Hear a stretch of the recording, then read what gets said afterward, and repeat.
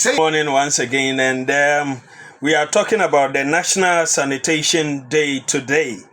And I'm reading a post from Dr. Frank Amoakohine's Facebook wall.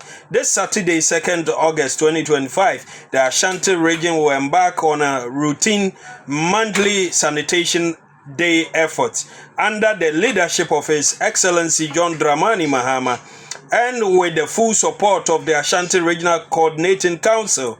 We are calling on all districts, communities, institutions, and residents to come out in their numbers to clean their surroundings. A clean environment means better health, safer communities, and a stronger region. Happening in all districts across the Ashanti region. Let us all take part. Together, we can keep Ashanti clean.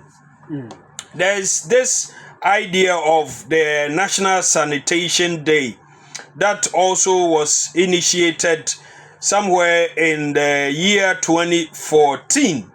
That was to ensure that as a nation, we set aside a day.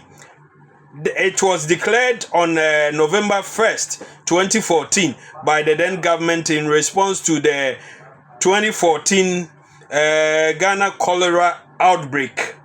The day was set aside for a voluntary cleanup exercise for all Ghanaian residents in our effort to reduce unsanitary conditions that breed diseases and causes injuries. Okay, it goes on and on. We realize that over time, we were attacked by these outbreaks of cholera and all that. And cholera can only happen when there's a trace of unhealthy environment. So for me, I say we are products of our environment. The way you dress, the way you walk, the way you talk and act is a sum total of the environment that you come from.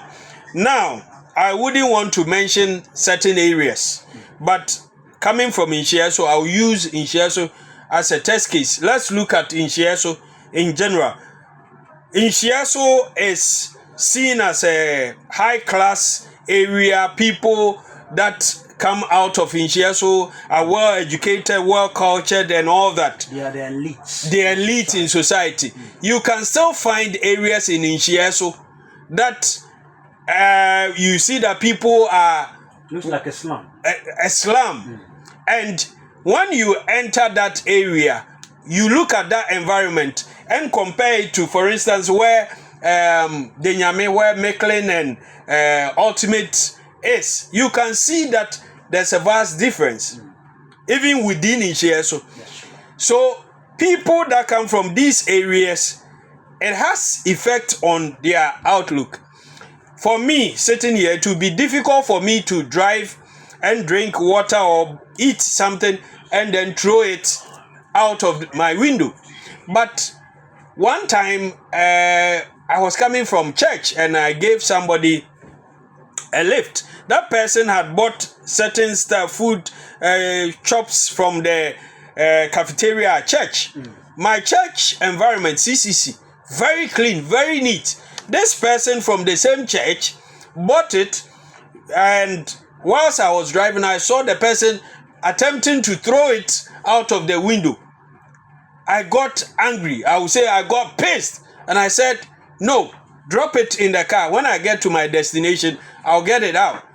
Look at the church you are coming from. I'm sure there was no way that after eating this, you would have thrown it anyhow at the church area. So why would you do it outside the church? So you realize that many of us, we are going to church, we are attending institutions, and that environment is clean. Consciously, we know that we cannot litter around. But when we get outside of that space, then that thing comes back. And it's as a result of where you are coming from. Because me, I am a proud Inchieso born. There's no way I will travel outside Inchieso and do what I will not do here. That's true. So let's go into the Bible. I will give quotations, and let's listen to even what God through his word taught us when it comes to cleaning our environment. And I'll also make some quotes. Now let's start from here. Leviticus 15 verse 13. A man cleansed from his discharge must wash his clothes and bath himself with fresh water to be clean. It's talking about when you ease yourself, you attend to nature's call. Scripture is saying you should, after that, you should wash your clothes, even your clothes. This is the Bible. Not only your body, but your Not clothes. only, and then wash yourself with water. It was the way God was, training the people of Israel in those days. And then Deuteronomy 23, 12 to 14, I'll just sum it up. It says, the Israelites were instructed to have a place outside the camp for relieving themselves and to cover their excrement. God instructed the people of Israel that don't do it within your tent. It must be outside. So growing up, when you go to villages, you realize that what now we call KVIP, Kumasi, is it something improved project. It was as a result of a project by KNUST. Give it up to KNUST. Give it up. I know you went to UCC. Yeah, that's true. So KNUST, we give it up to ourselves. And then you go to villages, you see that they do a communal labor, and outside the village, they find a place and construct where people will ease themselves. Now we have come so far improved that it is within our houses. Even today, as I speak, you will enter into certain houses within this city, and there's no place of convenience. Oh, that's true. People are constructing shops. Yes. They are buying. Yes. Now, shop that the whole house didn't have. They all come outside. Yeah. They all come outside. This by the roadside when you are entering that town. Yeah. They use that communal thing. And so it is with many places.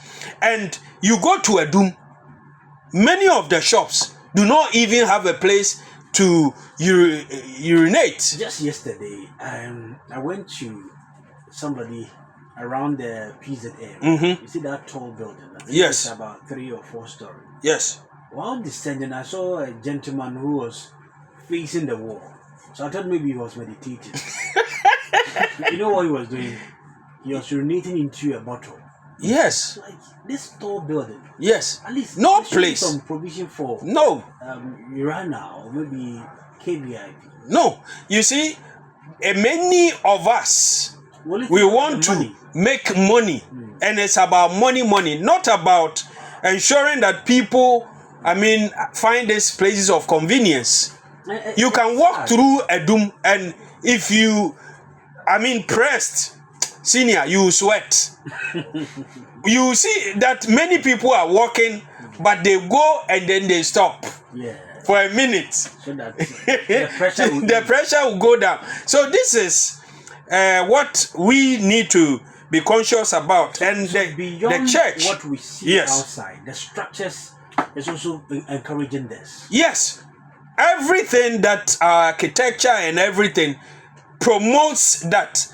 In as much as some of us were not brought up to just ease ourselves anyhow, anywhere, the environment you find yourself, sometimes you are tempted. We had some American missionaries who came, and we as a team had to take them around. We had to travel sometimes outside Kumasi, and on our way, on the highway, when any of them is pressed, for us Ghanaians, you drive maybe 1 hour, drive a Medjunso to wait, driver, I want to urinate. And the driver will find a bushy area and then park.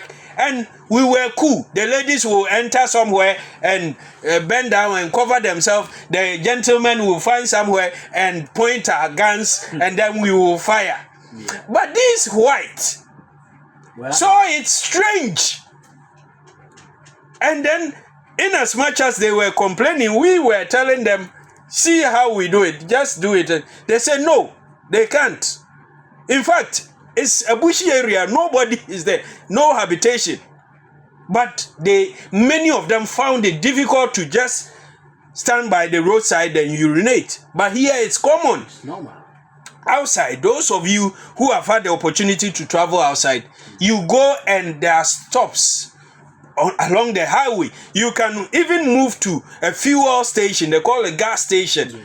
And then politely enter and use their place. Many of these gas stations along the way, fuel station along our ways, also have these places of convenience. But how many of us know that when you are traveling, you can go and use it?